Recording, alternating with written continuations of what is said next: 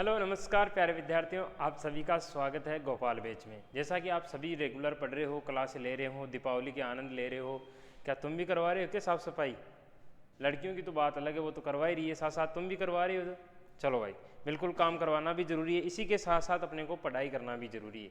केवल अपने को आधा घंटा ज़रूर देना है, क्योंकि पशु परिचर बनने के लिए बी पार्ट आपका बहुत ही इंपॉर्टेंट है, बहुत ही महत्वपूर्ण है और ज़रूरी भी है ये चीज़ें कि अगर आप रेगुलर क्लासें लोगे, जैसे मान लो कि आज क्लास नहीं लिया कि 2 दिन बाद में लूँगा, 3 दिन बाद में लूँगा, तो लंबी क्लासें हो जाएगी। तो ऐसा नहीं करना, आधे घंटे का टाइम आपको ज़रूर निकालें। आज अपन पढ़ने वाले हैं पशुओं के वैज्ञानिक नाम। क्या पढ़ेंगे भाई? पशुओं के वैज्ञानिक नाम पढ़ेंगे। ठीक है, बहुत सारे विद्यार्थी कह रहे थे कि सर शुरुआत में हमारे को वैज्ञानिक नाम पढ़ाने चाहिए, वो आए नहीं। तो आज अपन वो सारी चीज़ें करेंगे। इसके बाद में शब्दावली भी पढ़ाएंगे आपको कि देखो, मैंने कल वाली क्लास में आप लोगों को पशु प्रजनन पढ़ा दिया, गर्भकाल पढ़ा दिया, प्रसव पढ़ा दिया, निषेचन पढ़ा दिया, तो ये चीज़ें पढ़ ली। अब अपन टर्मिनोलॉजी पे आगे, शब्दावली पे आगे। तो आज अपन क्या पढ़ेंगे? वैज्ञानिक नाम और उससे संबंधित शब्दावली के बारे में। ठीक है, चलो सबसे पहले अपन ने बात की गाय, देसी गाय का वैज्ञानिक नाम। भाई गाय भी दो प्रकार की होती है, पता ना आप लोगों को, देसी और विदेशी। कौन सी भाई? देसी और विदेशी गाय होती है। ठीक है, चलो देसी गाय का वैज्ञानिक नाम क्या है? बोस इंडिकस। कौन सी है भाई? ये रही। कौन सी नस्ल है भाई? ये थार पारकर। पता ना आपको, दोहरी उपयोगिता वाली, रेगिस्तान में पाई जाने वाली, पूर्णतः रेगिस्तान में पाई जाती है। तो साफ इसमें रोग प्रतिरोधक क्षमता बहुत ज़्यादा पाई जाती है। और आपको पता होना चाहिए कि इसमें शीत ऋतु में रंग बदल देती है, तो रंग बदलने की क्षमता भी इसमें पाई जाती है। थारी, संधी, मलानी के नाम से जानी जाती है ना। तो ये वही नस्ल है। बोस विदेशी नस्ल के बारे में बात करें अपन, बोट टॉरस, तो कौन सी हो गई भाई? ये कौन सी नस्ल है आपकी? जर्सी नस्ल। कौन सी? विदेशी नस्ल। तो विदेशी में वैज्ञानिक नाम क्या रहेगा? बोस टॉरस। और देशी में क्या रहेगा? बोस इंडिकस। ठीक है, इंडिकस यानी मतलब देसी और टॉस बार विदेशी, एक्सोटिक। चलो अब आपने कल पढ़ा होगा कि, चलो अपन ने कल पढ़ा था कि बेल और किसके अंदर, बेल, देसी बुल और विदेशी बुल के अंदर अंतर पड़ा। तो आज देसी गाय में विदेशी गाय में अंतर पढ़ लेते हैं अपन। वही आपको पता है कि इसमें क्या पाई जाती है भाई? कुबड़ पाई जाती है, इसमें नहीं पाई जाती। गल कंबल सुविकसित होती है, इसमें कम विकसित होती है। सींग इसमें कम विकसित होते हैं, देशी में क्या होते हैं? ज़्यादा होते हैं। ठीक है, चलो अब अगले पढ़ेंगे अपन भैंस की नस्ल। भैंस का वैज्ञानिक नाम पढ़ेंगे। अब देखो, भैंस भी दो प्रकार की होती है, एक तो नदीय बैल होती है, एक दलदलीय बैल होती भैंस होती है। ठीक है, एक तो नदीय भैंस और एक दलदलीय भैंस। जैसा कि ये तो आपकी कौन सी है? नदीय भैंस है। नदीय भैंस का वैज्ञानिक नाम क्या है? बुबेलिस बुबेलिस। और दलदली भैंस का नाम क्या है? बुबेलिस केराकिनिस। अच्छा ये नहीं आ रहा है क्या? चलो इसको छोटा करके ऊपर कर लेते हैं। ठीक है, अब आ गया केराबेनिसिस। केराबेनिसिस इसका वैज्ञानिक नाम है। ठीक है, चलो इसको एक बार, चल इतने रहने दो। अब अपन नदीय भैंस और दलदलीय भैंस में अंतर जान लेते हैं कि नदीय भैंस कौन सी होती है, दलदलीय भैंस कहाँ पाई जाती है, सींग कैसे होते हैं, क्या इनके गुणसूत्रों की संख्या कितनी होती है, जो वॉलोइंग होती है इनकी कीचड़ में लौटने की, पानी में लौटने की क्रिया जो होती है वो किस में कहाँ तक पाई जाती है। तो फटाफट से पेन और कॉपी लिखे, अंतर लिखो। दलदलीय भैंस और कौन सी? नदीय भैंस के अंदर अंतर लिखो भाई। ठीक है, चलो इसमें ये ले लो आपका, एक तरफ तो लिख लो आप। क्या लिखोगे भाई एक तरफ तो? अरे एक तरफ तो लिख लो जलीय भैंस, जलीय भैंस। और दूसरी तरफ क्या लिखोगे भाई? दलदलीय भैंस। भाई भैंस में भी तो अंतर पता होना चाहिए ना। जैसे अपन ने बैल का पढ़ा, तो भैंस का भी अंतर पढ़ेंगे, कौन कौन सी है प्रकार। चलो पहला प्रकार इनके बारे में पढ़ेंगे अपन। तो ये तो कैसी है भाई? दुधारू नस्लें। दुधारू नस्लें। जो जलीय भैंस होती है वो कैसी होती है भाई? दुधारू नस्लें होती है, दूध देने वाली नस्ल होती है। इन भैंसों को क्या मिल लीजिए? बोजाडोना, बोजाडोनी एवं मांस के लिए, मांस के लिए पाली जाती है।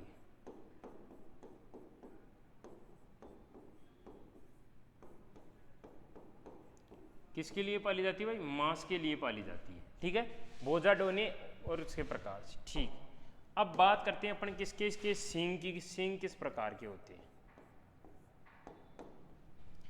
देखो सींगों का भी प्रकार जरूरी है भाई, सींग किस प्रकार के होते हैं। ठीक है, तो सींगों की बात करें तो इसके क्या होते हैं भाई, छोटे होते हैं सींग, छोटे एवं अधिक कुंडलित। अधिक कुंडलित का मतलब होता है कुंडली नुमा से घूमे हुए, छोटे होते हैं लेकिन घुमाव ज्यादा होता है अपने, जिसे मुर्रा के देख रखे हैं ना आपने, जलेबी नुमा, ठीक है वैसे।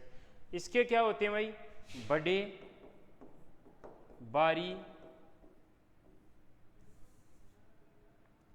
बड़े एवं बारी कम कुंडलित नुमा, कम कुंडलित होते हैं, मतलब घुमाव कम होता है इसके अंदर। ठीक है, अब बात करेंगे अपन किसकी, गुणसूत्र की। गुणसूत्र कल बताए थे ना मैंने आपको क्लास के अंदर, गुणसूत्र भाई, गुणसूत्र किस जानवर में कितने होते हैं बताया था ना। तो इनमें तो कितना होता है भाई, जलीय में तो वाटर बताया था, वाटर बफेलो बताया था, उसमें कितना होता है 50, और सैम बफेलो बताया था उसमें कितने बताए थे भाई मैंने 48। ठीक है, सैम बफेलो में मैंने कितने बताए थे भाई आपको 48। ठीक है, अब बात करेंगे कि वोलोइंग, अरे बेलोइंग और वोलोइंग बताया था ना।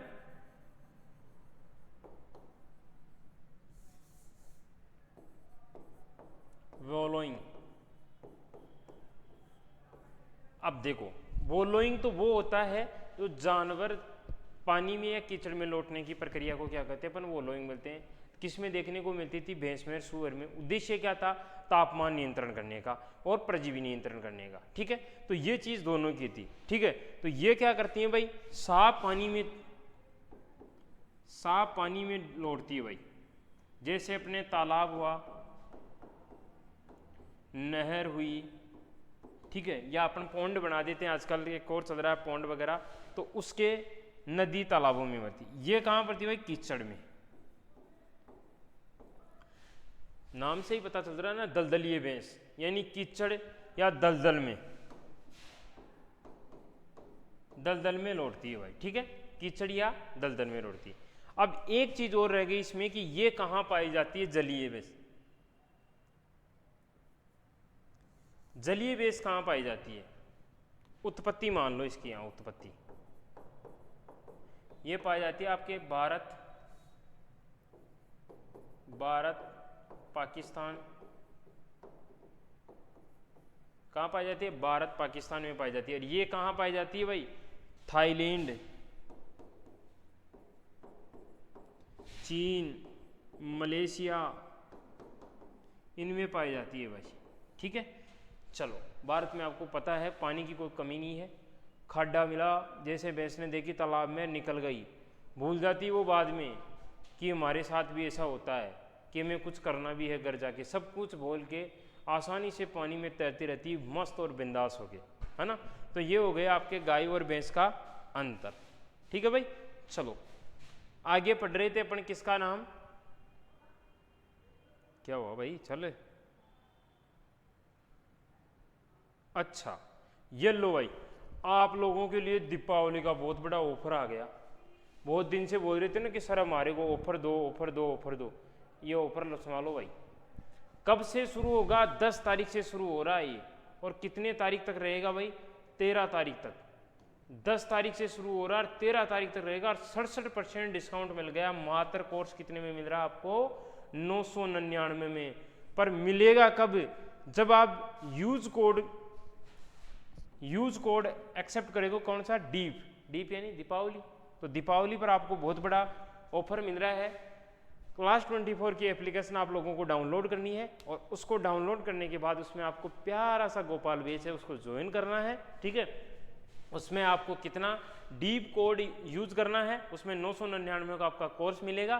ठीक है, स्पेशल डिस्काउंट है दीपावली के पावन पर्व पर। क्लास 24 एप्लीकेशन पर सभी कोर्स पर स्पेशल डिस्काउंट आज से अपना कोर्स खरीदे, यानी कल से 10 तारीख से लागू हो जाएगा।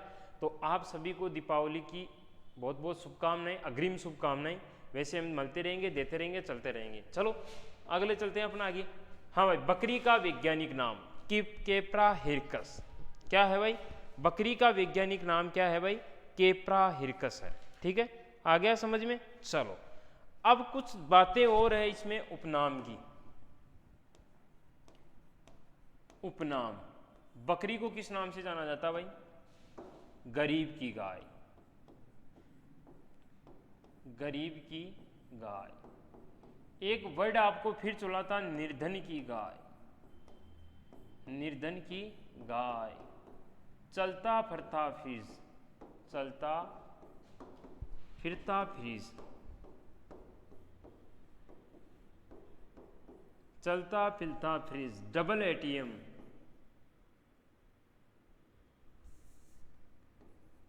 Double ATM. Running dairy, running dairy का मतलब दौड़ती फुर्ती डेयरी।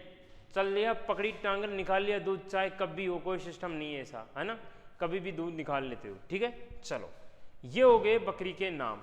इसी के साथ अपन ने किसका, एक भैंस का नाम। भैंस को किस नाम से जाना जाता है भाई? काला सोना के नाम से जाना जाता है। उपनाम काला सोना, ब्लैक डायमंड।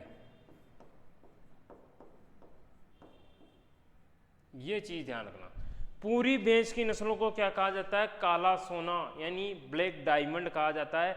और मुर्रा नस्ल को हरियाणा और पंजाब में क्या कहा जाता है? काला सोना कहा जाता है। ठीक है, चलो ये हो गई। चलो आपकी आ गई प्यारी सी भेंट जो आपको देख रही है ना, देखो आपकी तरफ कैसे देख रही है कि सब दीपावली मना रहे और मुझे फोटो लगा कैसे चिपका रहे हो, है ना। चलो अब बात करेंगे अपन किसकी, भेड़ की। वैज्ञानिक नाम क्या है इसका? ओविस एरिस। क्या नाम है भाई इसका वैज्ञानिक नाम? ओविस एरिस इसका वैज्ञानिक नाम है। ठीक है, उसके बाद बात करें अपन इसके उपनाम की, तो भाई इसका भी तो उपनाम है, परजीवियों का, परजीवियों का म्यूजियम।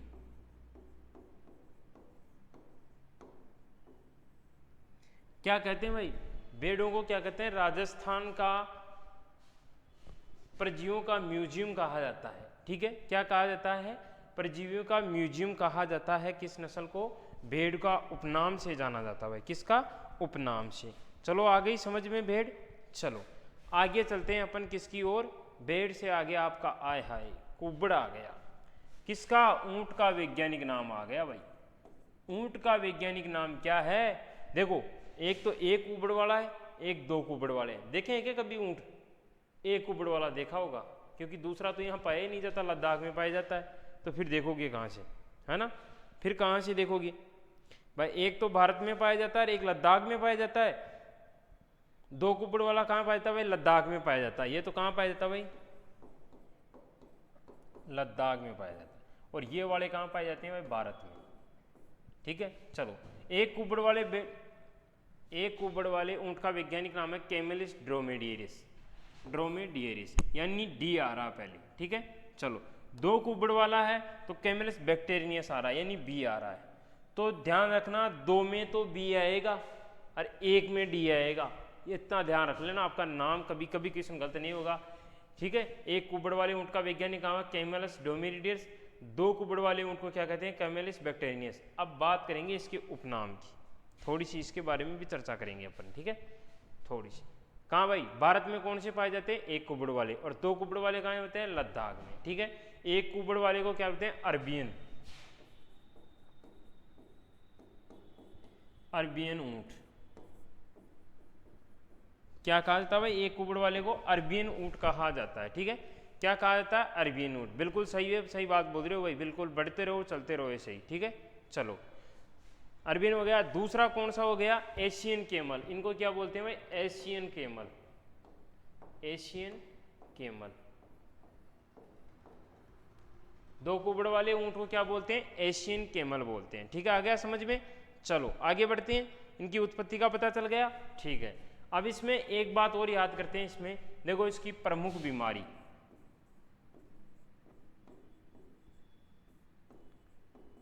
प्रमुख बीमारी कौन सी है भाई? सर्रा। कौन सी हो गई भाई? सर्रा बीमारी हो गई इसकी प्रमुख। ठीक है, किस जाति द्वारा पाला जाता है भाई ये बताओ। देखिए अरे आपको पता है ना किस जाति द्वारा पाला जाता है ये, राइका या रेबारी जाति द्वारा, प्रजाति द्वारा पाला जाता है, पाला जाता है। रेबारी और Raika,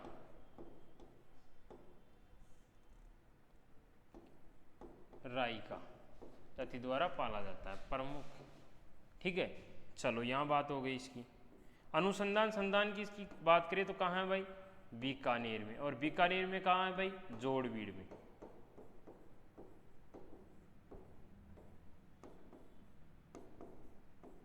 national research centre of camel कहाँ पे है भाई, बीकानेर जोड़बीड़ में हो गया। ठीक है, यहाँ तक आ गया समझ में, तो फटाफट से सभी विद्यार्थी थंब का निशान बनाकर भेज दो कि हाँ सर यहाँ तक समझ में आ गया हमारे को।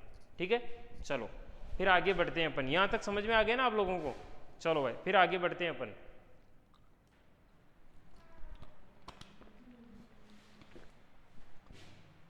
चलो हो गया। हाँ भाई एक बात और ध्यान रखना, मधुमेह, मधुमेह रोग में इसका दूध लाभ होता है, दूध में लाभ होता है। ठीक है, चलो एक भाग अनुपस्थित होता है भाई, आमाशय का एक भाग अनुपस्थित होता है, ओमेजम अनुपस्थित होता है इसमें। ठीक है, किस प्रकार का जानवर है भाई, आवासी जानवर है, आवासी रुमंथी जानवर है। क्या है भाई, आवासी रुमंथी जानवर है। ठीक है, जुगाली करता है, जुगाली करता है लेकिन आमाशय का एक भाग अनुपस्थित होता है, आमाशय का एक भाग अनुपस्थित होता है। और ध्यान रखना जितना 7 दिन में पढ़ाया है ना ये दीपावली के दिनों में, उसका अगले संडे को मैराथन क्लासेस लगेगी और पूरे क्वेश्चन आएंगे एक एक टॉपिक की। अगर किसी विद्यार्थी का क्वेश्चन गलत हो गया तो फिर वो देख लेना, क्योंकि आपको ज़्यादा नहीं बोल रहा हूँ मैं, मात्र आधे घंटे की बात कर रहा हूँ। आधे घंटे की क्लास है, आधे घंटे क्लास ले लेना, तब तो आप पाओगे सुख, वरना नहीं पा। जितना जितना पढ़ा रहा हूँ ना इन चीज़ें, वैसे जितना का उतना ही दूंगा मैं। ठीक है, चलो अगला आ गया आपका कौन सा, घोड़ा भाई। ठीक है, कौन सा आ गई नस्ल भाई, घोड़े की नस्ल आ गई। ठीक है, चलो घोड़ा का वैज्ञानिक नाम क्या है, इक्वस कैबलस। क्या भाई, इक्वस कैबलस है आपका वैज्ञानिक नाम। ठीक है, हो गया। चलो अब घोड़े की अपन बात करें, ठीक है, तो 2 चीज़ है घोड़े में, ये तो वैज्ञानिक नाम हो गया इसका। ठीक है, अब एक तो घोड़े में जो ये बाल होते हैं ना, ये सिर के बाल, माथे के बाल, माथे के घने बाल, इन्हें क्या कहते हैं बताओ भाई। देखो माथे के जो ये घने बाल होते हैं उन्हें क्या कहते हैं, ये बताओ भाई फटाफट से बताओ, देखिए कमेंट करके क्या बोलते हैं। वेरी गुड, एक बच्चे ने आंसर दिया है फोरलॉक। ठीक है, चलो फिर उसके बाद अपन बात करें किसकी, गर्दन की। ये गर्दन पर घने बाल पाए जाते हैं, उसे क्या कहते हैं भाई, गर्दन पर घने बाल पाए जाते हैं, पाए जाते हैं, उन्हें क्या कहते हैं, मेन। क्या कहते हैं, मेन कहते हैं। ये हो गई भाई घोड़े से संबंधित 2 मोटी मोटी टर्मिनोलॉजी थी, उसके बारे में आपके बात बता दी गई है। ठीक है, चलो हाँ आप ये नस्ल देख रहे हो, ऐसी नस्ल कहीं देखने को नहीं मिलेगी। एक नस्ल नई, अभी भी नई नस्ल हुई है, कौन सी, राष्ट्रीय अश्व अनुसंधान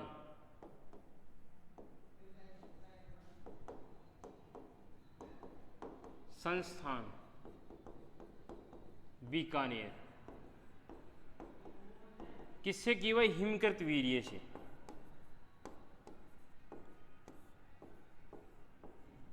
हिमकित वीर्य का प्रयोग करके इस नस्ल को मतलब उत्पत्ति हुई है, घोड़ी में प्रथम बार भारत में बच्चा पैदा हुआ है, तो उसका नाम क्या रख दिया? राजहिमानी।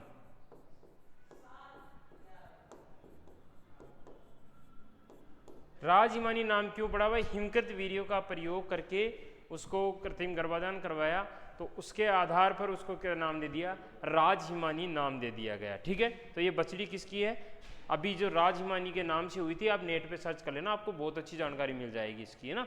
इसके बारे में डीपली अपन कृत्रिम गर्भाधान के जो चैप्टर आएगा उसमें अपन आराम से पढ़ेंगे। ठीक है, बिल्कुल, उसमें आराम से खुल के बताएंगे आपको कि कहाँ कहाँ कैसे क्या हुआ था। ठीक है, चलो अगला क्वेश्चन है आपका गधा। इक्वस एसिनस, लूणियावास में इसका मेला लगता है। लूणियावास कहाँ है भाई? जयपुर में इसका मेला लगता है। ठीक है, गधे का इक्वस एसिनस इसका वैज्ञानिक नाम है। ठीक है, और गधे के गुणसूत्रों की संख्या कितनी बताई थी भाई? 62। गुणसूत्र कितनी बताई थी भाई? 62। किस प्रकार का जानवर है भाई? Non ruminant, non ruminant animal. ठीक है, ये जुगाली नहीं करते हैं। बात करें अपन खच्चर में, तो खच्चर में कितने हुए थे भाई? 63 गुणसूत्रों की संख्या। और घोड़ा की अपन बात करें तो घोड़े में कितनी बताई थी भाई आपको? 64। तो घोड़े और खच्चर का जो संकरण हुआ, इन दोनों का संकरण, तो क्या हुआ भाई? खच्चर पैदा हुआ, तब उसमें 63 गुणसूत्र रह गए। ठीक है, क्या रह गए? 63 गुणसूत्र रह गए। चलो अगली आ गई आपकी मुर्गी।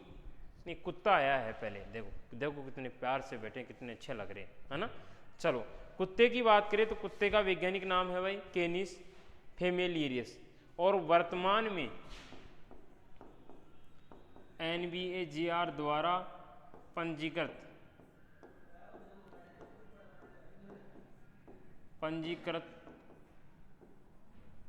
कुल नस्लें कितनी है भाई? 3। टोटल नस्लें कितनी है भाई? 3। कैनिस फेमिलियरिस का वैज्ञानिक नाम है। और 1970 के अंदर सर्वप्रथम कृत्रिम गर्भाधान विश्व में, सर्वप्रथम कृत्रिम गर्भाधान कब किया गया था? 1780 में। किसमें किया गया था भाई? कुतिया में। किसमें किया गया था भाई? कुतिया में।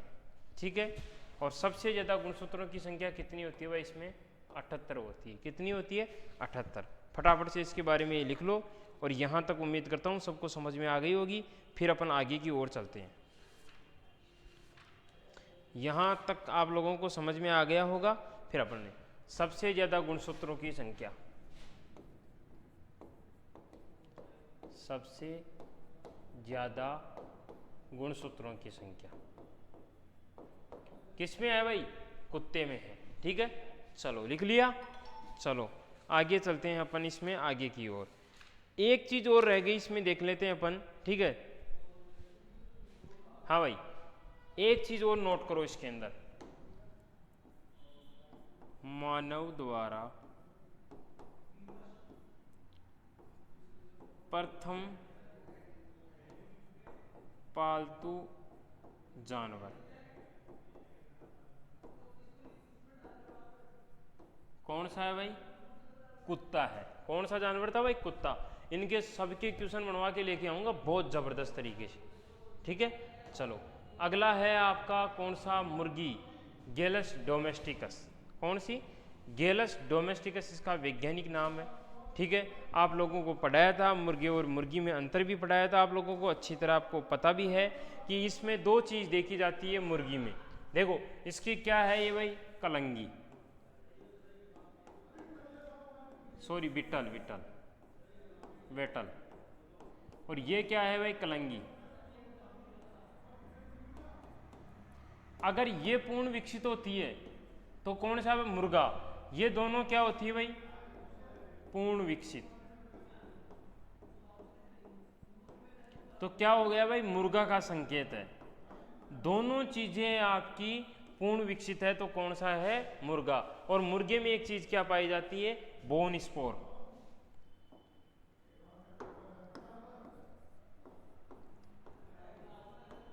स्पोर किस में पाई जाती है भाई, मुर्गे में।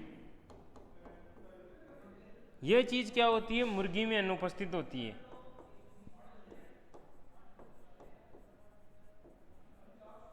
और ये चीज सबसे ज्यादा किस नस्ल में पाई जाती है, नस्ल की बात करें तो कौन सी की भाई, असील नस्ल में पाई जाती है। क्योंकि असील नस्ल है आपकी वो कौन सी है, इंडियन गेम है, लड़ाकू नस्ल है, मनोरंजन के उद्देश्य से पाली जाती है। उसका उद्देश्य क्या होता है भाई, मनोरंजन ही होता है।